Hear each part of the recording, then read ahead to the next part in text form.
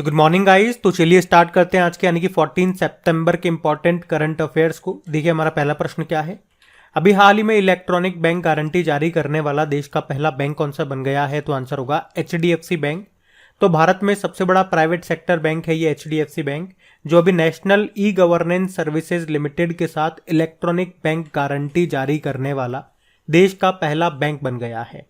इससे पहले ये जो व्यवस्था है ये कागज आधारित थी, यानी कि पेपर बेस्ड थी। तो अब इलेक्ट्रॉनिक बैंक गारंटी जैसी नई व्यवस्था आने से कागज आधारित प्रक्रिया को अब समाप्त कर दिया जाएगा, जिस कारण से अब नई इलेक्ट्रॉनिक बैंक गारंटी बेहद तेजी के साथ सत्यापित करने के साथ ही और भी ज्यादा सुरक्षा के साथ तुरंत वितरित की जा सकती है। अच्छा, यहाँ पे बैंक गारंटी का मतलब तो आप समझ रहे हो ना। इसे एक उदाहरण से समझो अगर नहीं समझ आ रहा तो।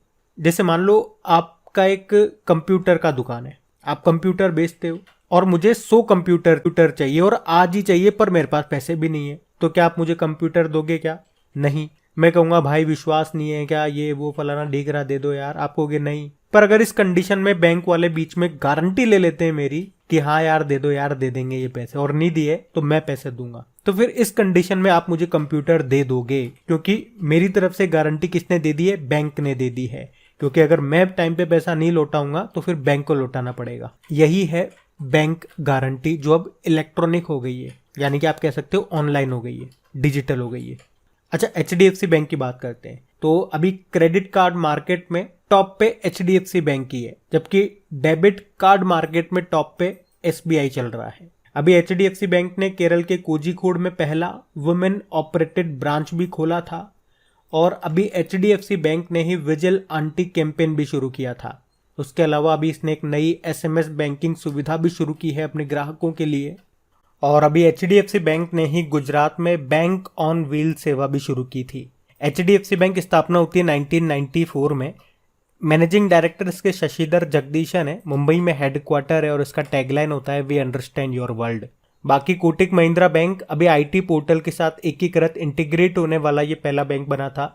स्टेट बैंक ऑफ इंडिया इसने उत्सव फिक्स्ड डिपॉजिट स्कीम को शुरू किया, और फेडरल बैंक नए टैक्स प्लेटफॉर्म पर पेमेंट गेटवे सूचीबद्ध करने वाला ये पहला बैंक बना। तो ये सारे पॉइंट्स आप याद रखना, बढ़ते हैं आगे।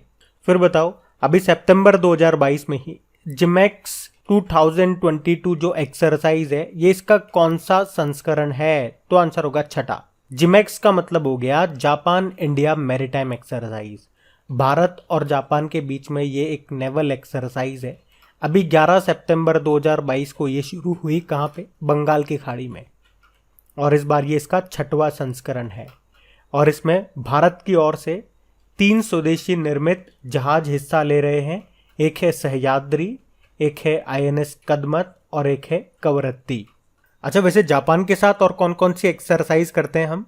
एक तो ये जिमैक्स नाम की एक्सरसाइज हो गई, एक धर्मागार्जन नाम की एक्सरसाइज करते हैं, एक शिन्यू मैत्री करते हैं, एक सहयोग काजिन भी करते हैं, और एक मालाबार नाम की एक्सरसाइज भी करते हैं, जो क्वाड देशों के बीच में होती है, जिसमें भारत है, जापान है, अमेरिका है और ऑस्ट्रेलिया है। अच्छा, कुछ और इंपॉर्टेंट एक्सरसाइज को हम लोग रिवाइज करेंगे, लेकिन उससे पहले जापान से कुछ इंपॉर्टेंट क्वेश्चन हम पढ़ लेते हैं एक बार। एक तो ये याद रखना कि 2025 में जो वर्ल्ड एथलेटिक चैंपियनशिप है ये कहाँ पे होंगे? टोक्यो, जापान में। अभी 2022 में ये हुए थे अमेरिका में, 2023 में ये बुडापेस्ट में होंगे। और यहाँ के अभी पूर्व प्रधानमंत्री कौन थे जिनका भी निधन हो गया? गोली मार करके हत्या कर दी थी उनकी, शिंजो अबे की। ये यहाँ के सबसे लंबे समय तक प्रधानमंत्री रहे थे। हमने 2022 में नेताजी अवार्ड दिया इनको, और 2021 में पद्म विभूषण दिया था। अभी आपको याद होगा वर्ल्ड इकोनॉमिक फोरम ने travels and tourism development index जारी किया था, जिसमें भारत 54 नंबर पे था और टॉप पे जापान ही था। और वैसे अभी यहाँ के प्रधानमंत्री कौन है? तो आंसर होगा फूमियो किशिदा। कैपिटल टोक्यो है और करेंसी है येन। चलो अब आप बताओ, अभी हमने उदार शक्ति नाम का एक्सरसाइज किस देश के साथ किया था? तो आंसर होगा मलेशिया के साथ में। अभी ऑस्ट्रेलिया ने पिच ब्लैक नाम का एक्सरसाइज किया था, जिसमें भारत ने भी पार्टिसिपेट किया। याद रखना, अभी अगस्त के महीने में हमने अमेरिका के साथ वज्र प्रहार नाम का एक्सरसाइज किया था। कहाँ पे? हिमाचल प्रदेश के बकलोह में। और हिमाचल प्रदेश के बकलोह में ही अभी खंजर नाम का एक्सरसाइज हुआ था भारत और किर्गिस्तान के बीच में। अगले महीने अक्टूबर में अमेरिका के साथ एक और एक्सरसाइज करेंगे हम, युद्ध अभ्यास। कहाँ पे? उत्तराखंड के औली में। और अक्टूबर में तो डिफेंस एक्सपो भी होगा, जो कि इसका 12वां संस्करण है, गांधीनगर में होगा वो। और आपको याद होगा ओमान के साथ हमने 2 एक्सरसाइज किए हैं इस साल। एक तो अल नजाह नाम का एक्सरसाइज किया और एक ईस्टर्न ब्रिज नाम का एक्सरसाइज राजस्थान में किया था, और वियतनाम के साथ विन बैक्स नाम का एक्सरसाइज किया हरियाणा में। इस साल हमने बांग्लादेश के साथ भी एक्सरसाइज किया था संप्रीति नाम का। तो ये कुछ इंपॉर्टेंट एक्सरसाइजेज हैं, ये आप याद रखना जो हमने 2022 में किए हैं। बढ़ते हैं आगे।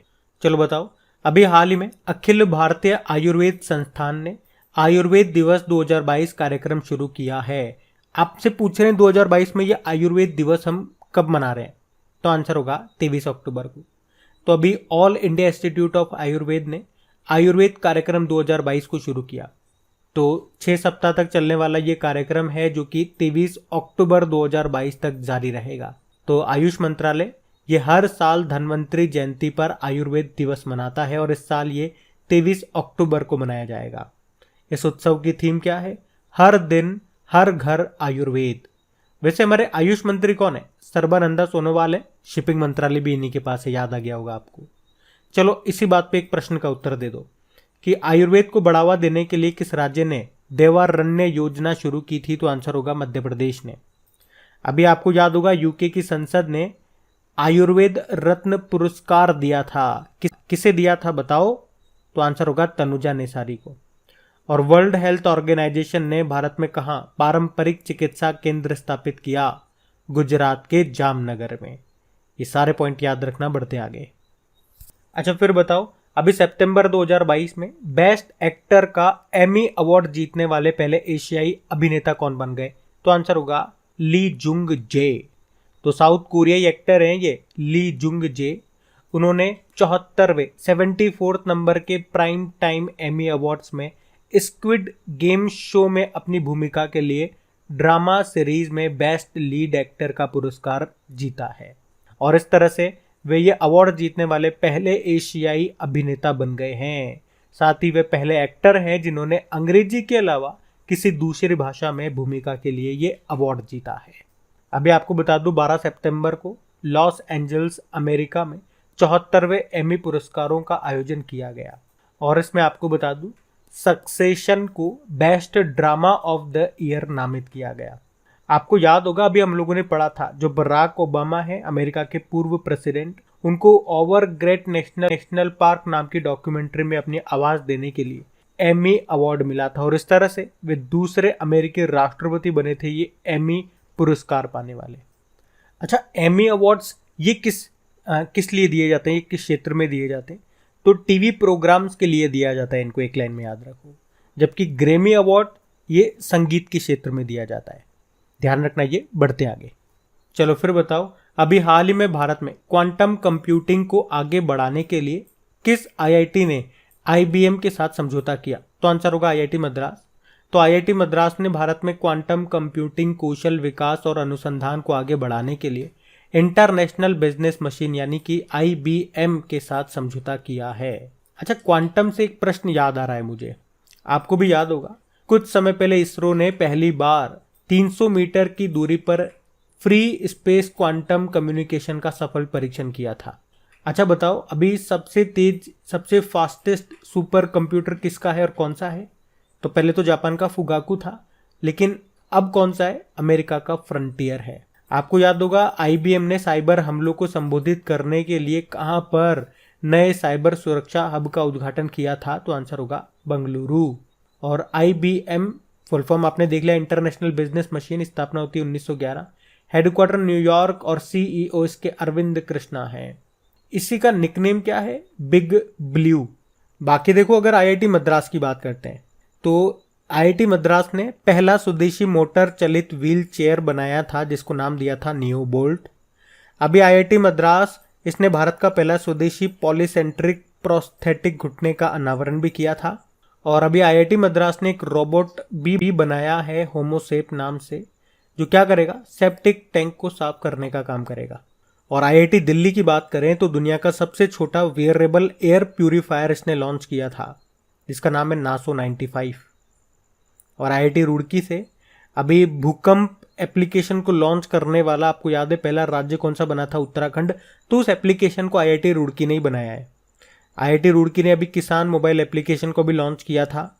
और आईआईटी रोपड़ से याद आएगा, दुनिया का पहला plant based smart air purifier इसने बनाया था, जिसका नाम है यू ब्रीथ लाइफ। और अगर आपसे पूछे कि भारत के बाहर पहला आईआईटी कहाँ पे बनेगा? यूनाइटेड अरब अमीरात में। ये याद रखना, बढ़ते आगे।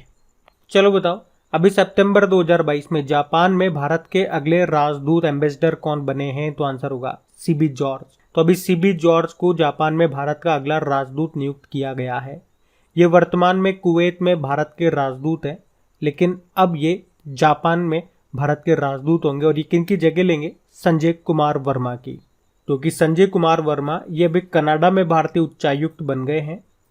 और राजेश वर्मा की बात करेंगे तो अभी इनको राष्ट्रपति द्रौपदी मुर्मू जी का सचिव बनाया गया। और BK Tyagi shipping corporation of India के सीएमडी बने ये। और वैसे आप जानते हो, अभी यूके में भारत के नए हाई कमिश्नर उच्चायुक्त बने थे विक्रम के दुर्रे स्वामी। और बांग्लादेश में भारत के नए हाई कमिश्नर बने थे प्रणय वर्मा। और अगर उल्टा कर दो कि भारत में बांग्लादेश के नए हाई कमिश्नर कौन बने, तो आंसर होगा मुस्तफिजुर रहमान। और थाईलैंड में भारत के नए राजदूत ये नागेश सिंह बने थे। तो ये पॉइंट्स याद रखना, बढ़ते आगे। चलो बताओ, अभी हाल ही में किस राज्य के मुख्यमंत्री ने फिल्म उद्योगों के लिए लॉन्च की है राज्य की पहली सिनेमा पर्यटन नीति 2022? तो आंसर होगा गुजरात। तो अभी गुजरात के जो मुख्यमंत्री हैं भूपेंद्र पटेल, उन्होंने फिल्म निर्माण उद्योग के लिए एक पारिस्थितिकी तंत्र को बढ़ावा देने और विकसित करने और पर्यटन अर्थव्यवस्था को प्रोत्साहित करने के लिए राज्य की पहली सिनेमा पर्यटन नीति 2022 की शुरुआत की। तो इस नीति, इस पॉलिसी का मुख्य उद्देश्य क्या है? राज्य में निवेश करना, फिल्म इंफ्रास्ट्रक्चर के विकास को सुगम बनाना और फिल्म प्रोडक्शन इंडस्ट्री में युवाओं के लिए रोजगार और उद्यमिता की चुनौती को बढ़ावा देना। आपको याद है सेमीकंडक्टर नीति को शुरू करने वाला पहला राज्य कौन सा बना? तो आंसर होगा गुजरात। और राष्ट्रीय शिक्षा नीति न्यू एजुकेशन पॉलिसी 2020 को लागू करने वाला पहला राज्य कर्नाटक था। लेकिन अगर आपसे पूछे प्री प्राइमरी स्तर पर राष्ट्रीय शिक्षा नीति को लागू करने वाला पहला राज्य, वो उत्तराखंड होगा। और अगर ई वाहन नीति को मंजूरी देने के मामले में बात करेंगे तो पहले स्थान पे कर्नाटक रहा। अभी आपको याद होगा शंघाई कोऑपरेशन ऑर्गेनाइजेशन की पहली सांस्कृतिक और पर्यटन राजधानी कौन सी बनी है? तो आंसर होगा वाराणसी। अब देखो, बात यहाँ पे गुजरात की भी हो रही है, तो ये रहा मैप में गुजरात। तो गुजरात की कैपिटल गांधीनगर है, जो कि निर्वाचन क्षेत्र कॉन्स्टिट्यूएंसी है गृह मंत्री अमित शाह का भी। और गांधीनगर में अगले महीने डिफेंस एक्सपो का आयोजन भी होगा। आप जानते ही हो भारत के पहले पोर्टेबल सोलर रूफटॉप सिस्टम का उद्घाटन ये भी गांधीनगर में किया गया था। मुख्यमंत्री कौन है? भूपेंद्र पटेल है। गवर्नर है आचार्य देवव्रत। अभी हमने पढ़ा था एचडीएफसी बैंक ने गुजरात में बैंक ऑन व्हील सेवा को शुरू किया है। और गुजरात के गिफ्ट सिटी में स्थापित होगा भारत का पहला अंतरराष्ट्रीय समुद्री क्लस्टर। और गुजरात के लोथल में भारत का पहला समुद्री संग्रहालय बनेगा। आपको याद होगा प्रधानमंत्री जी ने देश का पहला भूकंप स्मारक, जिसका नाम दिया स्मृति वन, इसका उद्घाटन भी किया गुजरात के भुज में। केवीआईसी ने कहां पे पहला सिल्क प्रोसेसिंग प्लांट शुरू किया? तो आंसर होगा गुजरात में ही। अभी new development bank gift city में कार्यालय खोलने वाली पहली बहुपक्षीय यानी कि मल्टीलेटरल एजेंसी भी बनी थी, जिसके डायरेक्टर जनरल बनाए गए थे डीजे पांडियन। तो ये सारे पॉइंट्स आप याद रखना, बढ़ते आगे। चलो बताओ, अभी हाल ही में किस बीमा कंपनी ने एक term insurance plan click to project super launch किया है? तो आंसर होगा एचडीएफसी लाइफ इंश्योरेंस। तो अभी एचडीएफसी लाइफ इंश्योरेंस ने term insurance plan click to project super launch किया है, जो सुरक्षा जरूरतों के अनुसार अनुकूलन को सक्षम बनाता है। यह योजना परिवार को व्यापक वित्तीय सुरक्षा प्रदान करती है। तो किसी भी व्यक्ति के पास आवश्यकता के अनुसार 3 प्लान हैं, लाइफ, लाइफ प्लस और लाइफ गोल। तो इनमें से वो किसी भी कवर को चुन सकता है अपने अनुसार। देखो, एचडीएफसी लाइफ इंश्योरेंस की स्थापना होती है सन 2000 में। मुंबई में हेडक्वार्टर है और इसके सीईओ विभा पडलकर है। आप जानते हो अभी जो एक्ट्रेस हैं विद्या बालन, वो ब्रांड एम्बेसडर बनी थी भारतीय एक्सा लाइफ इंश्योरेंस की। और एलआईसी से याद आएगा, अभी एलआईसी ने बीमा रत्न नाम से बचत जीवन बीमा योजना शुरू की है। बाकी आप जानते हो एसबीआई जनरल इंश्योरेंस, अभी इसके एमडी सीईओ बने थे पारितोष त्रिपाठी। और इसने आरोग्य संजीवनी हेल्थ इंश्योरेंस पॉलिसी को लॉन्च किया था। चलो मुझे बताओ, अभी किसने ग्लोबल हेल्थ केयर प्रोग्राम को लॉन्च किया था? तो बजाज आलियांज ने। इसके नए एमडी सीईओ बने थे तपन सिंघल। ध्यान रखना, बढ़ते आगे। चलो बताओ, हाल ही में ड्रामा सीरीज में लीड एक्ट्रेस के लिए 2 बार एमी अवार्ड जीतने वाली पहली अश्वेत महिला कौन बन गई? तो आंसर होगा जेंडेया। तो इन एक्ट्रेस का नाम है जेंडेया, जो किसी ड्रामा सीरीज में लीड एक्ट्रेस के रोल के लिए 2 बार एमी अवार्ड जीतने वाली पहली अश्वेत महिला बन गई है। सन 2020 के ड्रामा सीरीज यूफोरिया के लिए लीड एक्ट्रेस का एमी अवार्ड जीतने वाली सबसे कम उम्र की विजेता बनी थी ये, और अभी उन्होंने यूफोरिया में लीड रोल के लिए दोबारा से ये पुरस्कार जीत लिया है। क्या नाम है? जेंडेया। आप मुझे बता सकते हो अभी अमेरिकी सिक्के पर दिखाई देने वाली पहली अश्वेत महिला का नाम क्या है? इन प्रश्नों को तो हम कई बार पढ़ चुके हैं, और अगर आपको याद नहीं आ रही ये प्रश्न तो इसका मतलब कमी है। किस चीज में कमी है? रिवीजन करने में। तो चीजों का अगर रिवीजन नहीं करोगे तो इसी तरह से भूलते जाओगे, ह्यूमन टेंडेंसी है। स्वामी विवेकानंद नहीं हो आप कि एक बार पढ़ा और याद हो गया। तो रिवीजन तो आपको करना पड़ेगा, टाइम तो निकालना पड़ेगा। इसी तरह से मुझे बताओ, माउंट एवरेस्ट पर चढ़ने वाली पहली अश्वेत महिला कौन बनी थी? तो आंसर होगा सराय खुमेलो। और अमेरिकी सुप्रीम कोर्ट की पहली अश्वेत महिला जज कौन बनी? तो आंसर होगा केतांजी ब्राउन जैक्सन। तो ये सारे पॉइंट्स याद रखना, बढ़ते आगे। तो इस प्रश्न में आपसे पूछ रहे हैं कि अभी अमेरिकन एक्सप्रेस ने किसे अपनी भारतीय इकाई इंडियन यूनिट का सीईओ बनाया? तो आंसर होगा संजय खन्ना को। तो अभी अमेरिकन एक्सप्रेस बैंकिंग कॉरपोरेशन ने संजय खन्ना को भारत में अपना सीईओ बनाया है। अमेरिकन एक्सप्रेस ये क्या करती है? पेमेंट कार्ड सर्विस प्रोवाइड करती है, जैसे कि वीज़ा कार्ड वगैरह होता है ना, आपके क्रेडिट कार्ड पे देखना वीज़ा या मास्टर कार्ड लिखा होगा, उसी तरह से। बाकी आप जानते हो अभी सुरेश एन पटेल ये हमारे केंद्रीय सतर्कता आयुक्त बने थे, chief vigilance commissioner. National high speed corporation limited के सीएमडी कौन बने थे? राजेंद्र प्रसाद। और नेशनल इंटेलिजेंस एजेंसी के डायरेक्टर जनरल बने थे दिनकर गुप्ता। तो अब बात करेंगे कल के वीडियो में पूछे गए प्रश्न के उत्तर की। तो कल के वीडियो में आपसे क्या प्रश्न पूछा था कि अभी भारतीय सेना ने कहाँ संयुक्त अभ्यास गगन स्ट्राइक का आयोजन किया? तो आंसर होगा पंजाब में। आप सभी ने प्रश्न का बिल्कुल सही उत्तर दिया है। और गाइस, सेशन अच्छा लगे तो प्लीज लाइक करके शेयर जरूर कीजिएगा। और सितंबर के जो वीकली वाले थे वो पूरे अपलोड हो चुके हैं, 11 सितंबर तक पूरे अपलोड हो चुके हैं। और अगस्त के 2-3 बाकी हैं, वो भी जल्दी से हम कवर कर लेंगे। और इन सभी का क्विज बना करके अपलोड कर दिया गया आपके करेक्ट एग्जाम एप्लीकेशन पे। पीडीएफ भी आपको वहां पे मिल जाएगी, लिंक मिलेगा नीचे डिस्क्रिप्शन बॉक्स में। अब ये रहा आज का आपका होमवर्क प्रश्न।